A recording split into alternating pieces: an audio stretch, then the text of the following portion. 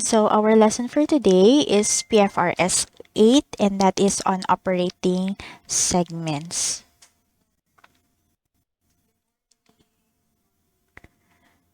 So this would be the content of our lesson for today. So we have the segment reporting, operating segments, reportable segments, and the necessary disclosures. So first we go to the core principle of segment reporting. So an entity shall disclose information to enable users of its financial statements to evaluate the nature and financial effects of the business activities in which it engages and the economic environment in which it operates. So it is necessary that we need to disclose information on the specific business activities. So in this regard, we need to identify the important segments or the reportable segments that should be disclosed separately. So in other words, segment reporting is the disclosure of certain financial information about the products and services an entity produces and the geographical areas in which an entity operates.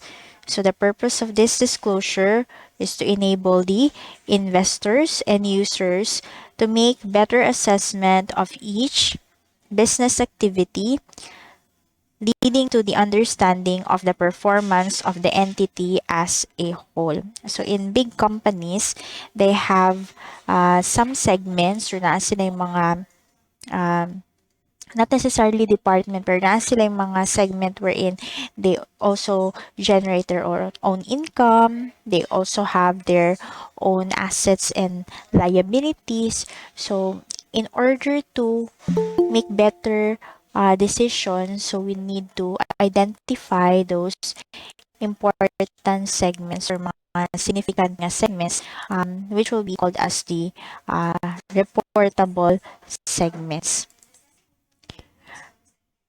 So what is the scope of PFRS 8? So it applies to separate, individual, and consolidated financial statements of an entity which is publicly listed or in the process of enlisting publicly. So what do we mean by publicly listed? So if it is publicly listed, this means that the shares of stock, and what is the shares of stock? That's the ownership of the shareholders. It represents the ownership of the shareholders. So kung mag-issue sila og shares and they sell it publicly through the Philippine Stock Exchange. So this means nga ang mga prices ilang mga stocks ilahang post ma-appel og post dito sa stock exchange. And what happens in the stock exchange, it is like a market or a public market for shares. So instead of goods, kung sa merkado pa na siya, instead of selling gulay, prutas, karne, ang gibaligya dito ay kanang mga shares of stocks. So mailahang commodity sa stock exchange. So there, the buyers and sellers of shares would meet and transact para mo palit og mobaligya og shares. So if your shares are included in the listings of the Philippine Stock Exchange, so your shares are publicly listed. So pwede siyang paliton sa mga outsiders once you post your or you have your shares listed in the stock exchange. So pwedeng palito na siya sa bisag kinsa nga interested sa inyohang company or interested mo buy og shares sa inyohang company. So, if you want to know the list of the companies nga nagbaligya silang mga shares, so naman na siya sa newspapers, naman na siya sa online internet, and you can find there the list of companies and the corresponding shares and the share prices nga ilahang gi-offer sa public. So if naa kay money and you want to become a shareholder of that company, so pwede ka dito mupalit sa stock exchange, and once you bought the shares, so you become one of the part owners of the company. Of course, it depends on how many shares you have bought para ma-determine kung pila pud ang portion sa ownership nimo adto nga company. So for example, if the total number of shares of the company is 100 shares, kintahay 100 shares, then nakapalit ka og 10 shares, so you have 10 over 100, so naa kay 10%. But if that is a big company, you would expect that there are thousands of shares or basig millions of shares, and determine kung pila portion nimo, so you will get the ratio of your ownership over the total number of shares. So going back, so this applies again, this PFRS applies to separate, individual, and consolidated FS of an entity which is publicly listed or in the process of enlisting publicly. An unlisted entity that chooses to apply PFRS shall comply with all of the requirements of PFRS 8. Otherwise, it shall not describe the information as segment information. So this means that uh, the unlisted entities are not precluded. So dili bawal nga mo apply pod sila sa PFRS 8, provided that they should follow kung unsa ang gi-require sa PFRS 8. If a financial report contains both consolidated and separate financial statements of a parent that is within the scope of PFRS 8, segment information is required only in the consolidated financial statements. Then we go to the operating segments. So what are these operating segments? So we have mentioned previously, di ba nga, there are segments that we should report and we should identify and separately disclose some pertinent segment information. And we have this term operating segment. So how do we identify an operating segment? So it is a component of an entity that engages in business activities from which it may earn revenues and incur expenses. So it is a component which has its own revenues and own expenses, including revenues and expenses relating to transactions with other components of the entity. It could also be the could also be a component of an entity whose operating results are regularly reviewed by the entity's chief operating decision maker to make decisions about resources to be allocated to the segment and assess its performance. So this component of an entity is regularly reviewed by the company's chief operating decision maker. And lastly, for which discrete financial information is available. So an operating segment can generally be thought of as a distinguishable component of an entity that is engaged in business activities which generate revenue and incur expenses. So it's identifiable. That's why it is distinguishable. If we're talking about a component of an entity as mentioned in the definition of an operating segment, so a component of an entity comprises operations and cash flows that can be clearly distinguished operationally and for financial reporting purposes from the rest of an entity, and it can be cash generating unit or group of cash generating units. So it has cash flows and operations that can be clearly distinguished. So, quintal nato, ma-separate nato from other mga segments. It's an identifiable na segment of the company. So that's a component of an entity. To be classified as an operating segment, separate financial information must be available about the segment, and its operating results shall be regularly reviewed by the chief operating decision maker. Diba, the third part of the definition of the operating segment states that there should be discrete financial information that is available. An operating segment may engage in business activities for which it has yet to earn revenue. For example, startup operations may be operating segments before earning revenue. Not every part of an entity is necessarily an operating segment or part of an operating segment. For example, corporate headquarters or some functional departments that may earn revenue or may earn revenue that is incidental only to the activities of the entity would not be operating segments. So if it earns only mga incidental revenue, it's not considered as an operating segment.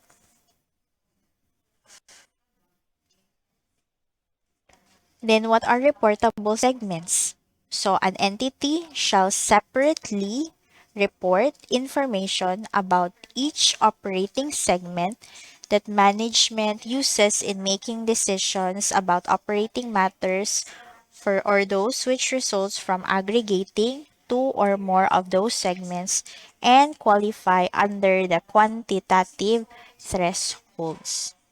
So this means that you're going to report an operating segment if management uses the information about operating matters, and the decision maker here is the chief operating decision maker, and it should meet the quantitative threshold. So na ay mga criteria in quantitative form na dapat ma-meet para qualify as a reportable segment. So when we say a reportable segment, meaning the operating segment shall be reported separately. So i-identify yun siya o niya, i-report yun siya separately from the rest of other segments. The other segments will be mentioned, but these reportable segments identify will have a separate report or separate segment information nga imuhang i-disclose. So, meaning, naagid siya kaugalingon niyang mga necessary disclosures. So, how do we identify the operating segments? So, in identifying the operating segments, we're applying the management approach. So PFRS 8 adopts a management approach to identifying reportable segments. So under the management approach, operating segments are identified on the basis of internal reports that are regularly reviewed by the entity's chief operating decision maker in order to allocate resources to the segment and assess its performance. So, in order to determine kung dapat bang i-report ang operating segment, so mag-apply ta sa management approach. So, if we're using management approach, the basis here is that the operating segments are identified based on the reports na gigamit sa chief operating decision maker. In other words, operating segments are identified based on the components of the entity that are considered to be important for internal management reporting purposes. And we mentioned about the chief operating decision maker, which is also mentioned in the definition of the operating segment. 'Diba? It states that an operating segment is a component of an entity whose operating results are regularly reviewed by the entity's chief operating decision maker. And who is this chief operating decision maker? So dili na siya position in a company. So unlike the term chief operating officer, chief financial officer, or chief executive officer, so dili siya ingon ana nga title or position sa company. It's a function. So kung sano pa na siya, unsa may trabaho niya, unsa may nature sa iyahang work. So the chief operating decision maker may be anybody in the company whose function performs whose function involves allocating resources to the segments and assessing their performance. So, kung kinsa ang gitagaan ana nga role or ana nga function nga mag-allocate og resources sa segments o mag-assess sa ilahang performance, siya ang i-consider nga chief operating decision maker. So, anybody can be the chief operating decision maker as long as iyahan ning gi-perform ni nga function.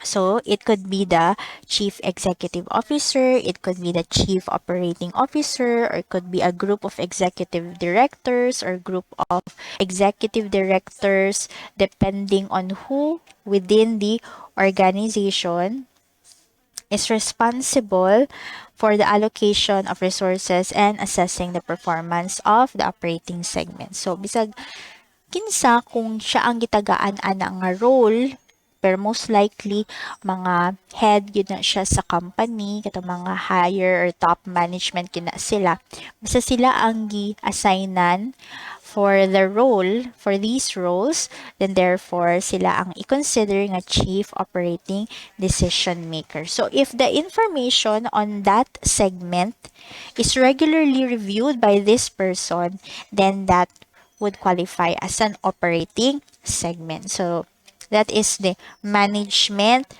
approach. Then we also have the quantitative thresholds. So na ay criteria in the form of numbers nga kinahanglan nato nga i-consider para matawag siyang operating segment. And what are these quantitative thresholds?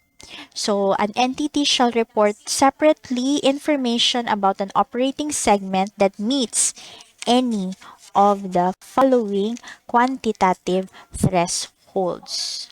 So, una, di ba? Itong unang requirement ganiha para matawag siyang reportable operating segment, di ba dapat regularly reviewed siya sa chief operating decision maker. And kinahanglan pod ma-meet sad niya any. So, bisag usara ani nga mga requirements. So, the segment's revenue is at least 10% of the total revenues, external and internal. So, meaning, you're going to identify all revenues, external and internal, of all the segments in the company. Okay? And from there, you will determine pila man ang ratio sa revenue ana nga segment against the total nga revenues of all the segments, external and internal revenue. So kintahay na ay tulo ka segments, and then ang segment 1 is naa siya revenue nga 500,000, si segment 2 naa siya 1 million nga revenue. Unya si segment 3 kay naa siya 1,500,000 nga revenue. So pila naman ang revenue sa tanang segments? So 500 plus 1 million plus 1,500,000, that's 3 million. And to determine kung asa adto ang reportable segment, so on the basis of revenue, so you will get the 10% of the total revenue. So the 10% of the total revenue is, that's 3 million man ang total revenue times 10%. So at least 300,000. So since si segment A 500,000 man ang iyahang revenue, so qualified siya. Samot na si segment 2 nga 1 million o katong third nga segment nga 1,500,000. So therefore, all of the three segments are reportable segment on the basis of revenue. Even if revenue lang ang atong tan-awon basta kay na-meet na niya tong 10% nga criteria, automatic are na-qualify na siya as an operating segment to be reported separately. Pwede na kang dili mo test sa number 2 kung ni-meet na siya sa segment revenue. Pero what if segment nga wala na meet ang criteria sa 10% of the segment of the total revenue. So mo adto na sad ka sa number 2. Kay bas hindi mo qualify siya sa segment asset which should be 10% of the total assets, external and internal. For example, there are inter-segment receivables. So again, tanan gihapon ni nga income. Tanan gihapon nga assets. Same sa akong example ganiha, you need to compute the total assets of the company. So you're going to add the total segment assets of each of the segments. So segment 1, 2, 3, i-add nimo ang tanan nilang asset and then kuhaan nimo ang 10% and you determine kung na-meet ba adto nga segment ang minimum nga 10%. So for example, if the first segment kintahay wala siya ni meet sa segment revenue, unya pag try nimo sa segment asset is na meet niya ang 10%, qualified gyapon siya as an operating segment. Kay any of the criteria man will do. What if segment nga wala mo meet sa number 1, wala po mo ni meet sa number 2, i-try na po nato ang third nga threshold, which is based on the profit or loss. So the segment's profit or loss is at least 10% of the greater. 10% of the greater. So meaning kinahanglan pa nimong tan-awon asa may mas dako aning duha. Ang total sa profit of all operating segments and the total of all the losses in the operating segment. So, totalon nimo tanang profit sa tanang segments. Unya, totalon nimo ang tanang losses of all the operating segments and you determine which of the two is greater. For example, og ang profit atong tan-awon, kung mas dako siya kaysa sa loss, so kani atong basis and you multiply that by 10% and you compare that to the profit of that segment. So, kung ni-meet siya sa 10% nga minimum, then that would be a reportable segment. What if mas dako ang loss? So, ani ka sa loss magtanaw. 10% sa loss and you check if the loss of that segment meets the minimum nga 10%, then that would be a reportable segment. So, to understand this more thoroughly, so here is an example. So we have the data on the revenues of the company, and we also have the profit and the losses, and then we have the assets. So the total revenue, if we're basing on revenue, so that would be 40 million. If that would be a loss, so that would be 1,700,000 plus 500 minus 1 million, and then plus 200 minus 100. Okay? So, check na to sakto ba ang total. Okay, 1 million plus 200. Okay, so 1,300,000. And total assets, so we have total of 45 million. So, what's our first quantitative threshold? So, 10% of the revenue. So, pila man ang 10% sa revenues? Totalan man nato siya, di ba?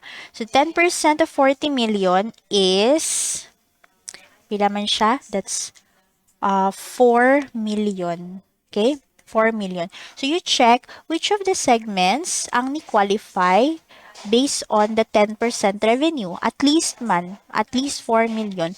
So, therefore, segment A, kay check. Segment B, check. Segment C, check. Segment D, wala man siya ni-meet, so dili pwede si segment D and si segment E. So, ang ni-qualify based on the 10% revenue nga test, segment revenue nga test is si segment A, B, and C. Okay?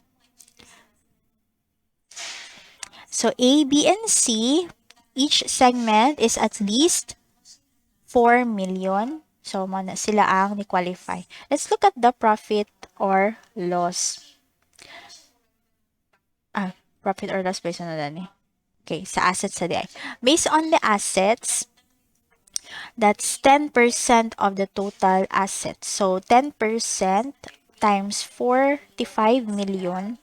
So, that's 4,500,000. So, at least 4,500,000. So, segment A, check. Segment B, check. Segment C, wala siya mo meet, so X. Segment D, wala mo meet, so X. Then, segment E, wala siya ni meet. So, therefore, if we're going to base on the segment assets, ang ni-qualify si A and si B only. Question, na-eliminate na ba si C?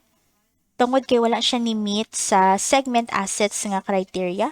Wala na ba siya ilabot sa reportable segment? Na-eliminate na ba si C? Okay, so wala. Nga naman, because, yung qualify man Na-meet siya. na niya. Yes? Na-meet niya ang? Criteria sa revenue share. Okay, that's correct. So, even if wala niya na-meet ang segment asset nga 10%, na-qualify man siya sa revenue. Kaya diba, the rule is any of the thresholds. So, kung sa revenue na siya nakapasar, okay ra. Kung wala siya nakapasar sa segment assets, wala siya nakapasar sa profit or loss, okay gihapon kay any man of the criteria. How about on the profit or loss? So the rule is the greater in absolute amount of the combined profit and the combined loss. So therefore, grupuhon nato ang tanang profit o grupuhon po nato ang tanang loss. Pila man ang total nga profit. So, dili mo siya sa gulon. So, dili ka mag-base sa 1,300,000. Dapat lainon nimo ang profits katunay positive diri o lainon nimo tong nay negative. So, kung sa positive ta magbase. So, 1,700,000 plus 500 plus 200. So, the total of that would be 2,400,000. And kung totalon nato ning mga negative or kaning losses, so that's 1,100,000. So between the two, asa man ang mas dako, ang profit or ang loss? So 2,400,000 profit, 1,100,000 loss. Which of the two is greater? Profit. Profit. That's right. So therefore, we will get the 10% of the profit. So, ang profit ang gamiton. So, pila may 10% of the profit. So, that is 240,000.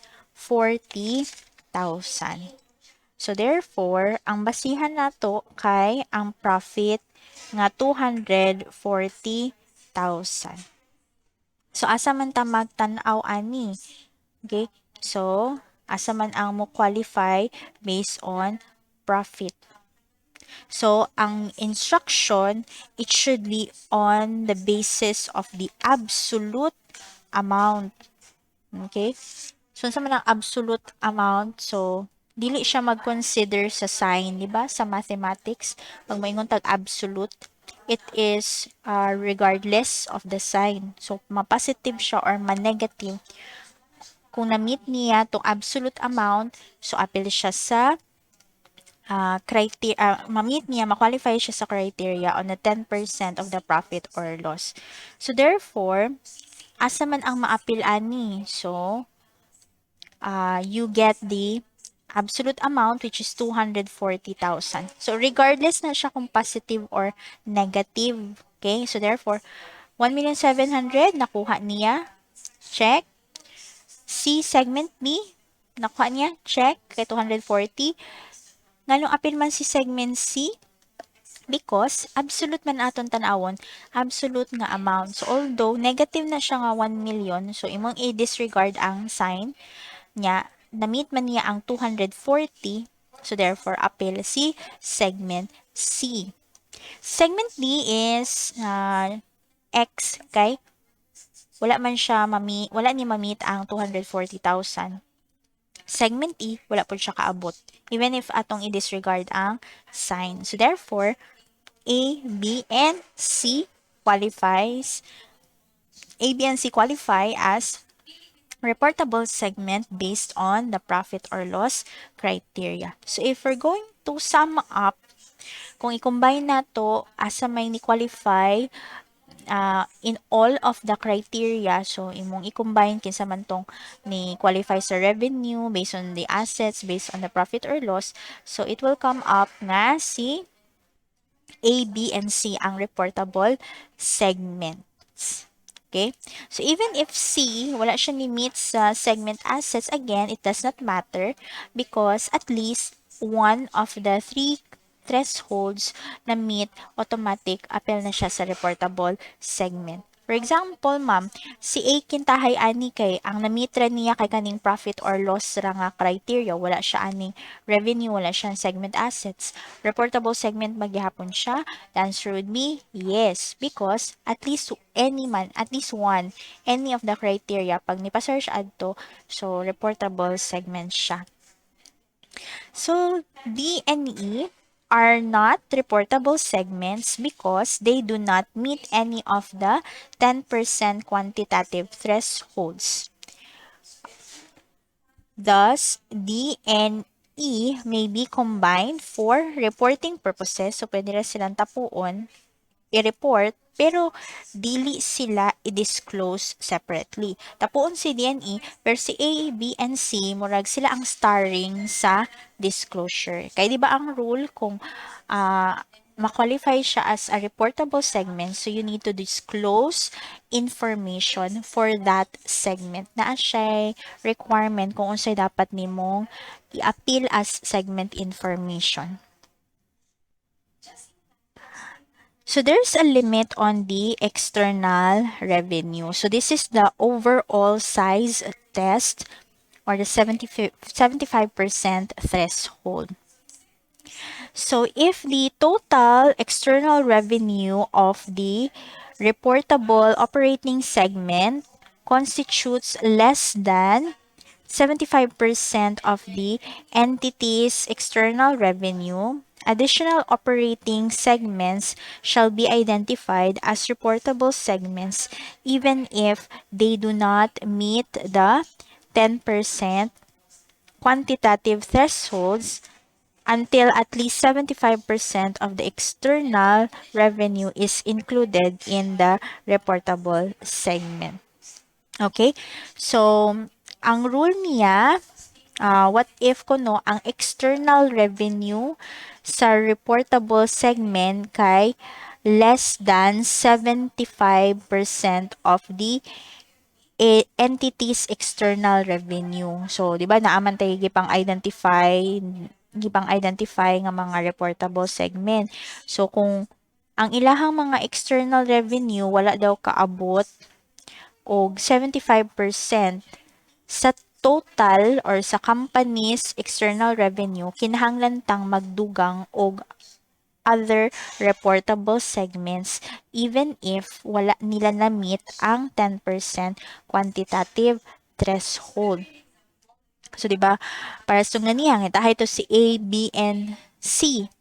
Atong kwintahon ang ilahang external revenues. Nya kung di siya kaabot sa 75% sa external revenue sa company as a whole, so kinahanglan patang magdugang og other reportable segments. So, ani na mo come in ang exemption to the rule. So, mag-add pa taog other nga mga segments. So, two or more segments may be aggregated into a single operating segment if the segments have similar economic characteristics and the segments share a majority of the following five aggregation criteria. So we have the nature of the products and services. So if pare-parehas silang nature, pwede silang tapuon, pwede silang i-aggregate, i-usaon. If they have similar nature of the production processes, they have same or similar type or class of customers, marketing methods used to distribute their products or provide their services, and nature of the regulatory environment if applicable, for example, banking, insurance, or public utilities. So, pwede silang tapuon. So, in that case, pwedeng mo dako ilahang segment revenue kung mausa sila or madako ilahang assets kay inagtapo nila or profit or loss inagtapo nila. So, pwede sila kung matapo sila na ay chance nga pwede silang ma-appeal sa reportable segments kung ma-meet ang criteria. Now we will proceed to the necessary disclosures for the reportable segment. So, pagkintahay, na-identify na nato ang reportable segment. So, unsa man day dapat natong i-appeal, nga naman nga gitawag man siya reportable, nga naman nga is-separately disclose man siya. Diba as a rule, kung katong mga na-identify as reportable segment, dapat na ay separate segment information. Nya katong mga wala ni qualify, imuha gihapon siyang ma-mention, pero dili siya starring sa imuhang disclosure. So, wala kayo siya elaborately discussed in your notes to financial statements. So, for the reportable segment or those which qualified as a reportable segment, so these are the necessary disclosures. So, the general information about the operating segment. So this would include the factors used to identify the reportable segments, di ba? Naman to'y criteria, di ba? Unsa ang pag-identify. So you have to mention there how did you identify nga appeal na siya sa reportable segment. The types of products and services from which each reportable segment derives revenue. You'll need to disclose also the profit or loss information, including the specified revenue and expenses included in the measure of the profit or loss. You also need to include the information about the segment assets and segment liabilities and the basis of the measurement. However, an entity shall disclose a measure of total assets and total liabilities for each reportable segment if such an amount is regularly provided to the chief operating decision maker. And going back to number 2, so an entity shall disclose a measure of the profit or loss under all circumstances. Aside from that, we also need to disclose the reconciliations of the totals of the segment revenue, segment profit or loss, segment assets, segment liabilities, and other material segment items to corresponding items in the entity's financial statements. Then we also have the entity-wide disclosures. So these are additional information that is required to be disclosed by all entities if such information is not provided as part of the reportable segment information. So if 'di ba ganiha, even if dili na siya ma-appeal sa reportable segment, unya 'di ba sa reportable segment katong upat ka disclosures may required. Even if wala siya ni qualify adto as a reportable segment, naagi hapon tay entity-wide disclosures for those items which are not part as which are not part of the reportable segments. So an entity shall this entity-wide disclosure applies to all entities subject to PFRS 8, including those entities that have a single reportable segment. So what would be disclosed? So you have information about products and services, So this would include the revenue from external customers for each product and service. You need to include also information about the geographical areas. So that would also include revenue from external customers in the entity's country of domicile and in all foreign operations in total. Also, a separate disclosure of material revenue from external customers in an individual foreign country. Then you would also include information about the major customer.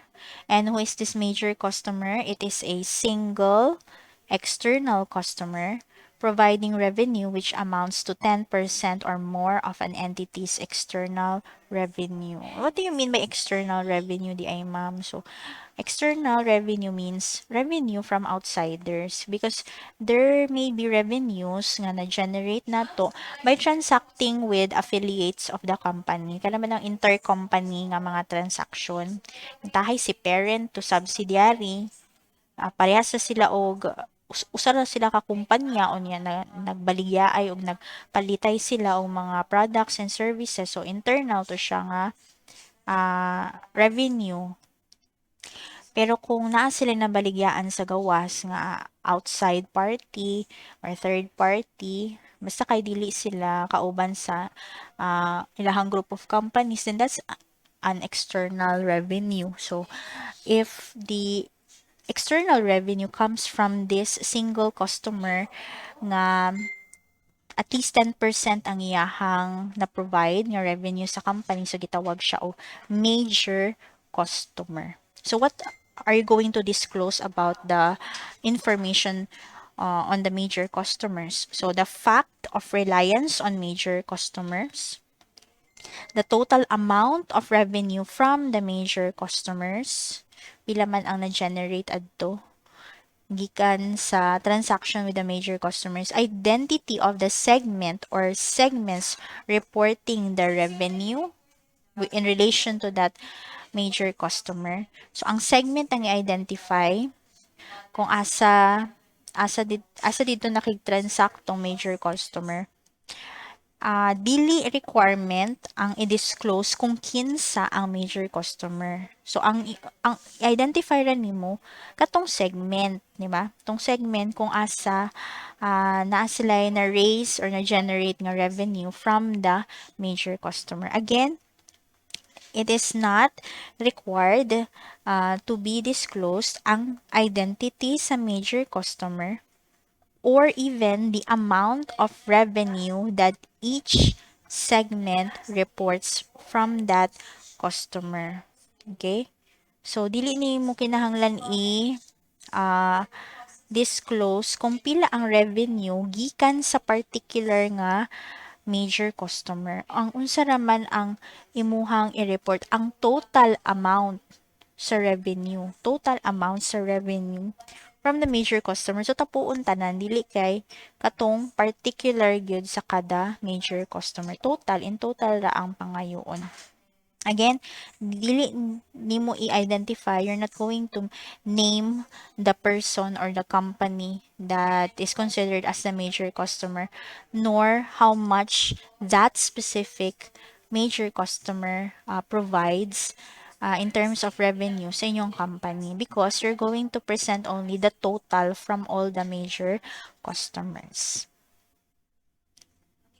Then, other disclosures that are important also would include non-current assets other than the financial instruments, deferred taxes, post-employment benefit assets, and rights arising under insurance contracts located in the entity's country of domicile and located in all foreign countries in total in which the entity holds assets.